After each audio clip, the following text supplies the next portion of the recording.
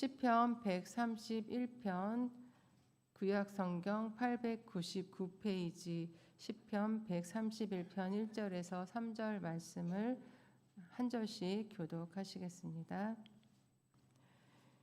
여호와여, 내 마음이 교만하지 아니하고 내 눈이 오만하지 아니하오며 내가 큰 일과 감당하지 못할 놀라운 일을 하려고 힘쓰지 아니하나이다. 실로 내가 내 영혼으로 고요하고 평온하게 하기를 젖된 아이가 그의 어머니 품에 있음 같게 하였나니 내 영혼이 젖된 아이와 같도다. 함께 읽겠습니다. 이스라엘아, 지금부터 영원까지 여호와를 바랄지어다. 아멘. 잠언 17장 22절에는 마음의 즐거움은 양약이라도 심령의 근심은 뼈를 마르게 하느니라 라는 말씀이 있습니다.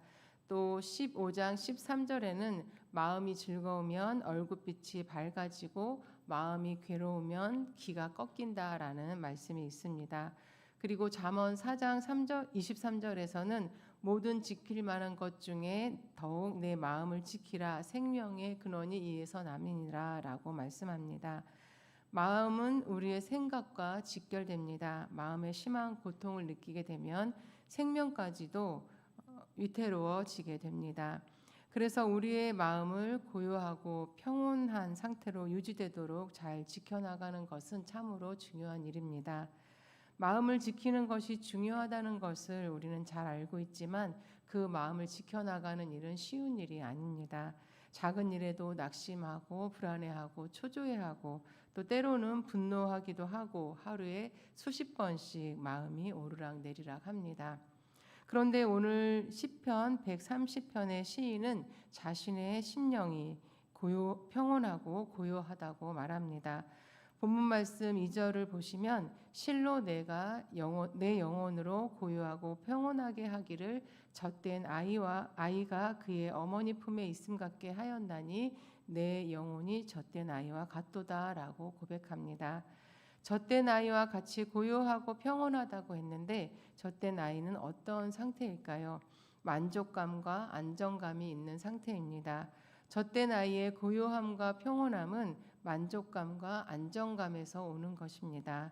어린아이가 젖을 뗐다는 것은 어머니의 젖을 먹고 싶은 만큼 먹고 입을 뗐다는 것을 말합니다. 아이를 키워보신 분들은 잘 알고 계시겠지만 젖을 뗀 아이의 얼굴은 너무나 만족스러운 얼굴입니다. 방금 전까지만 해도 배가 고프다고 큰 소리로 울던 아이가 충분하게 먹고 만족해야 합니다. 배고픔을 채우고 만족한 아이는 어머니의 품에 안겨서 금세 새근새근 잠이 듭니다. 어머니의 품은 아이에게 그 어떤 것보다도 안전한 곳입니다.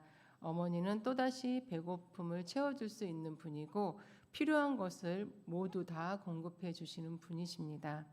젖된 아이는 항상 더 바랄 것도 없고 방황할 필요도 없습니다. 그러한 만족감과 안정감이 아이를 고요하게 하고 평온하게 해주는 것입니다. 시인은 자신이 그런 젖된 아이와 같다고 합니다. 그 이유는 하나님 품 안에서 하나님이 공급해 주시는 은혜를 따라 살기 때문입니다. 시인은 더 바랄 것도 없고 두려울 것도 없습니다. 그러한 삶은 젖된 아이와 같이 영혼이 고요하고 평온합니다. 오늘 시편 131편의 시인과 같이 저와 여러분이 하나님 품 안에서 하나님이 공급해 주시는 은혜를 따라 살며 젖된 아이와 같이 영혼이 고요하고 평온하게 되시기를 바랍니다. 시편 131편의 시인과 같이 하나님의 은혜를 따라 살며 우리의 영혼이 늘 고요하고 평온하려면 어떻게 해야 할까요? 우리의 영혼이 늘 고요하고 평온하려면 우리는 먼저 세 가지를 버려야 합니다. 무엇을 버려야 할까요? 첫 번째는 교만입니다. 본문 말씀 1절에서 시인은 내 마음이 교만하지 않다고 고백합니다. 교만하지 않기 때문에 내 영혼이 고요하고 평온하다고 말합니다. 사람은 낮은 자리에 처할 때는 저절로 교만하게 됩니다. 하지만 처지가 바뀌고 형편이 바뀌고 자리가 바뀌게 되면 나도 모르게 교만해집니다. 교만해지게 되면 마음의 평안을 깨트리게 되고 감사하지 못하고 불평하고 또 작은 일에도 화를 내게 됩니다. 신학자 어거스틴에게 레이나라고 하는 제자가 있었습니다. 하루는 어거스틴이 볼 일이 있어서 제자 레이나를 불렀습니다.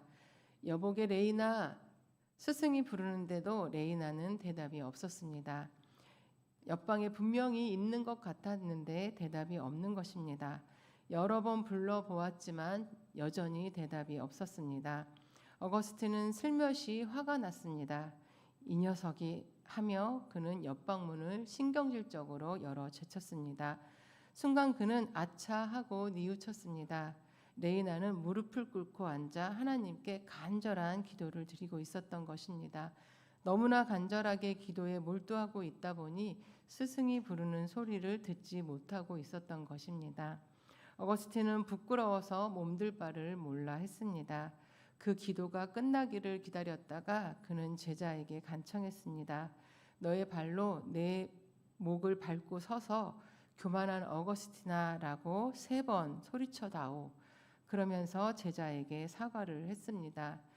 겸손한 사람 어거스틴이었지만 그의 내부에 이렇듯 무심결에 고개를 쳐드는 교만이 있었음을 깨닫고 그는 자신의 가슴을 쳤습니다. 교만한 마음이 있을 때 우리의 영혼은 결코 고요하고 평온해질 수 없습니다. 어거스틴처럼 자신의 위치에 대해 인정받지 못하면 분노합니다. 모든 것이 하나님의 은혜이며 나의 나됨도 하나님의 은혜임을 기억할 때 우리는 지위가 바뀌고 형편이 바뀌어도 마음만은 겸손의 자리에서 움직이지 않을 수 있습니다. 그리고 겸손할 때 우리의 영혼이 잠잠해지고 고요함과 평온함을 경험하게 되는 것입니다. 우리의 영혼이 늘 고요하고 평온하려면 두 번째로 오만을 버려야 합니다. 본문 말씀 1절에서 시인은 자신의 눈이 오만하지 않다고 고백합니다.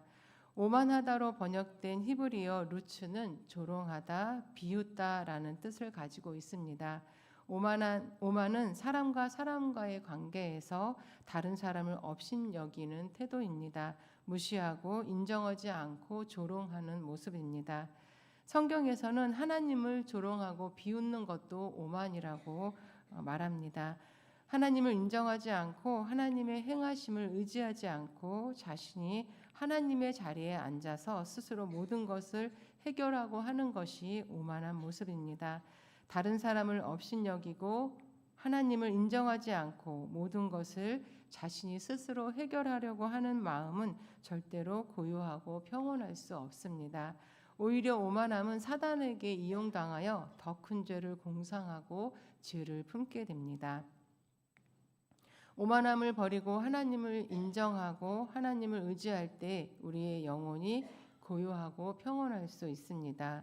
그리고 다른 사람을 업신여기지 않고 인정할 때에 우리는 마음의 평강을 얻을 수 있습니다.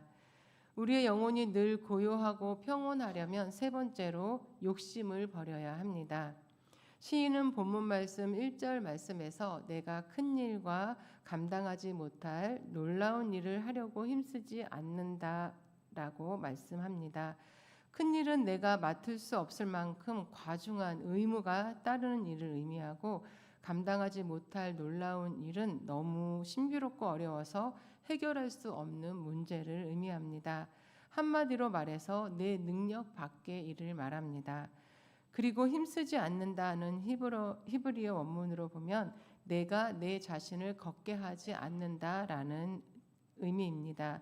내 능력 밖의 일을 하려고 욕심을 내거나 내가 해결할 수 없는 문제를 해결하려고 하면 하나님의 뜻을 무모하게 앞서가게 됩니다.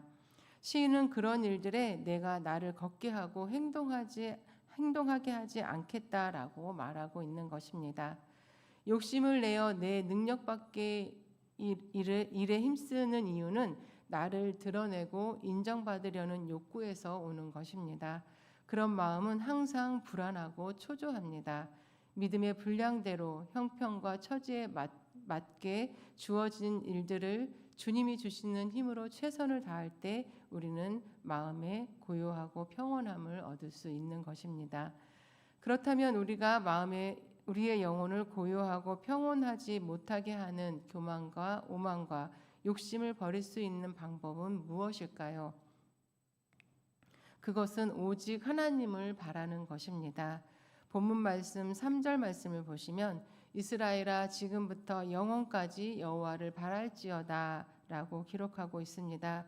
여기에서 지금부터 영원까지는 언제나 늘 항상이라는 뜻이고 바라다는 기대하다, 기다리다라는 뜻입니다. 언제나 어떤 상황에서나 잠잠히 하나님을 기다리는 것입니다. 이 기다림은 하나님이 자신의 필요를 채워주시고 자신이 원하는 것을 들어주기를 기다리는 그러한 기다림이 아닙니다.